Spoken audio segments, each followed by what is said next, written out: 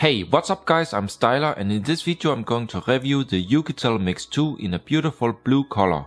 It's a solid and cool looking smartphone from China that is very similar to another budget model called the Verni Mix 2, but overall this one here seems faster, better and a bit more polished. I'm a big fan of the design and the build quality with glass on both sides and a metal frame, as it feels really nice and premium. And the best thing about this phone is the great looking InCell display. If you're interested in this phone, remember to check the video description for more info and a link. So without any further ado, let's start the video. With the phone you get all the usual stuff, like a SIM tray pin, a standard English quick start guide, a soft clear cover that will protect the phone against scratches, a standard micro USB cable, so here no USB Type-C, and last a CE certificated fast charger with 2 amp. And here you see the phone with the clear cover attached. It does add a little bit of thickness to the phone, but overall it still looks nice. So we have the Mediatek 6757V, also known as the Helio P25, which is an Octa core CPU clocked at 2.3 GHz. A non-removable big 4080 mAh battery. We also have 6 GB of RAM and 64 GB of internal storage. Out of this internal storage we have around 47 GB left, and the RAM speed is average. The SIM tray is totally flush with the frame and supports 2 nano SIM cards, where one also can be used for a microSD card. The back is made of glass and kind of scratch resistant, still it comes with a pre-installed screen protector out of the box, and it looks great in this reflective blue color, which unfortunately leaves a lot of fingerprints. In the top the bezel is a few millimeters thicker. Here we find a light and proximity sensor plus a very loud ear speaker. Unfortunately it doesn't feature a notification LED.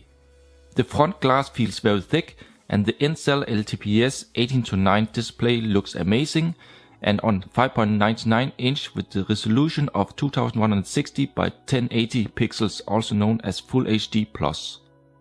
The phone only features on-screen buttons, so there are no kind of capacitive hardware buttons. And in the lower corner we find an 8 megapixel front camera, which is software interpolated to 13, and something that looks like a front LED flash, but in the camera app I unfortunately didn't find any option to turn it on.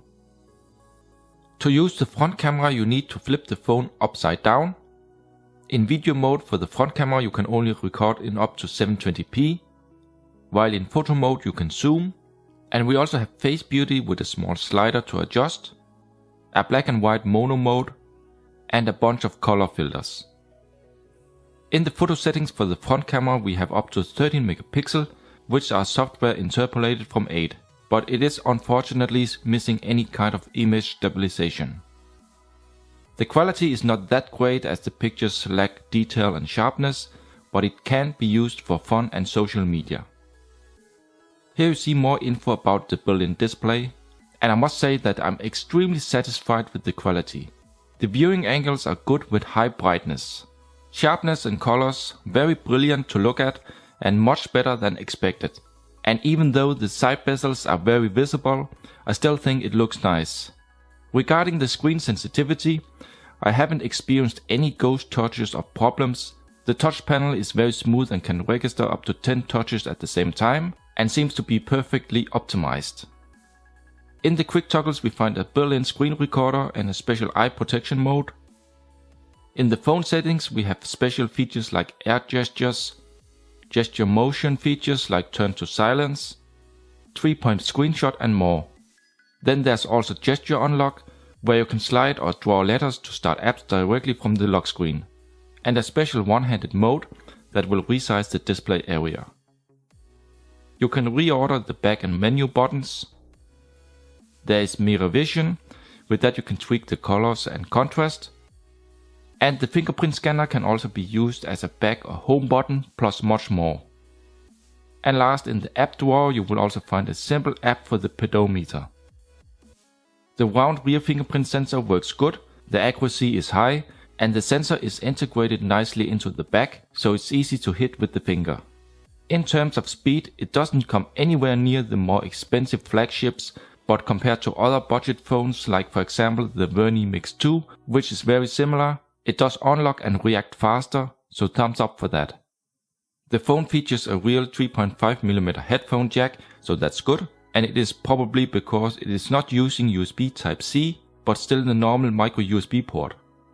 The phone is 9.1mm thick in the bottom and weighs 240 grams, so it's not exactly the slimmest or lightest, but the construction still feels premium and like high quality. The power and volume keys of metal are placed on the right side. They are responsive but feels a bit too soft for my taste, but at least they do not rattle when you shake the phone. In the bottom we find a mediocre single speaker, the microphone, a micro USB port and some antenna lines. The speaker is loud, and for a budget phone, the sound quality is what I would call a little bit above average.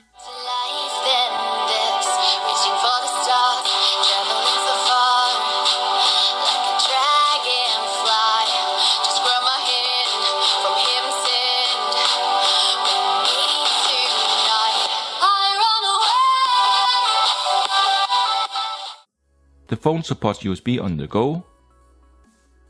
The screen on time is on 5 to 6 hours, so enough for one full day, but it also depends on your used screen brightness and what you actually use your phone for. With the included fast charger I managed to charge 40% in about 30 minutes, so that's pretty good.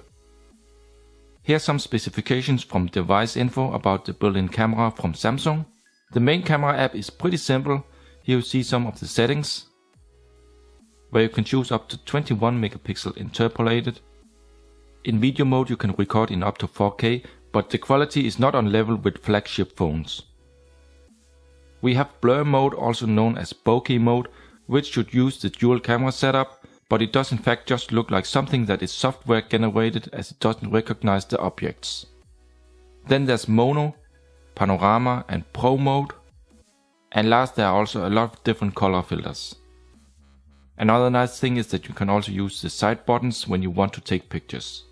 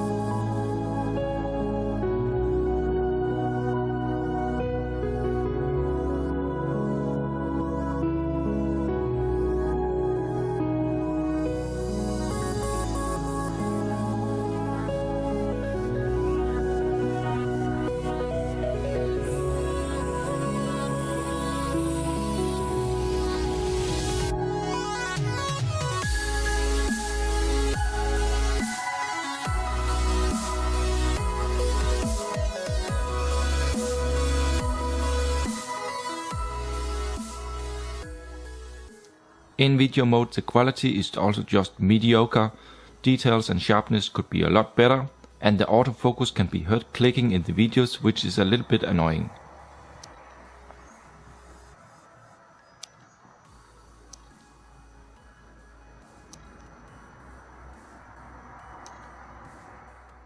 Regarding the GPS, the 3D fix was done in 5 seconds. It has support for cloners. The signal reception seems strong, and the accuracy down to 2 meters is great. As for the sensors, it has a lot of them built in, and things like gyroscope, e-compass, accelerometer and proximity sensor works perfect, which means that 360 VR, YouTube and compass will work without any issues. Moving on to the performance. In Antutu it scores close to 67,000, which is no top score, but still more than enough for most users and a decent day-to-day performance. 3D games like Asphalt 8 runs relatively smooth in high settings. There are some few frame drops here and there, but the overall gaming experience is good, and overheating is no issue on this phone. The phone is using Android 7.0 with wireless update support, and it comes out of the box with the Google Play Store. On top it uses Oukitel's own launcher, which except from some of the icons looks very close to stock Android. The UI is very fast and smooth. and the highest brightness is really high, while the lowest could be lower for my taste. The phone handles multitasking with no problems, and it does also support split screen with 2 apps. The network connectivity is fine on this phone, and it can connect to 2G, 3G and 4G with dual slot 3G functionality. And of course we also have support for LTE band 20 and good dual band Wi-Fi with support for 2.4 and 5 GHz, where the download speed was on about 80 megabits, which again seems a little bit better than on some other budget phones. And with the latest YouTube app you can play videos smooth in 1080p at 60 frames per second and also zoom to full screen, which looks really nice with the big brilliant display. Now to my final verdict. The Oukitel Mix 2 is a very solid but also heavy smartphone. It impressed me with a fast fingerprint scanner and a very beautiful, bright and colorful display, which is the main reason why you should get this phone. The build quality is top, the blue version looks fantastic and the hardware is fast enough for good daily use and standard 3D games. On the bad side I have to mention the cameras, which didn't convince me in terms of quality. Also the phone is kind of thick, even a bit thicker than the Verni Mix 2, which is very similar, and I was disappointed to see that it only came out of the box with Android 7.0 and not 7.1 or 8. Bottom line is that the display, design and materials are top, the phone is fast with average performance, but don't buy it if you want a thin or light phone, high quality cameras or the latest Android version. So if you have any questions, feel free to leave a comment below, drop a like if you enjoyed the video and subscribe for more. Thank you for watching this video and I hope to see you in my next one.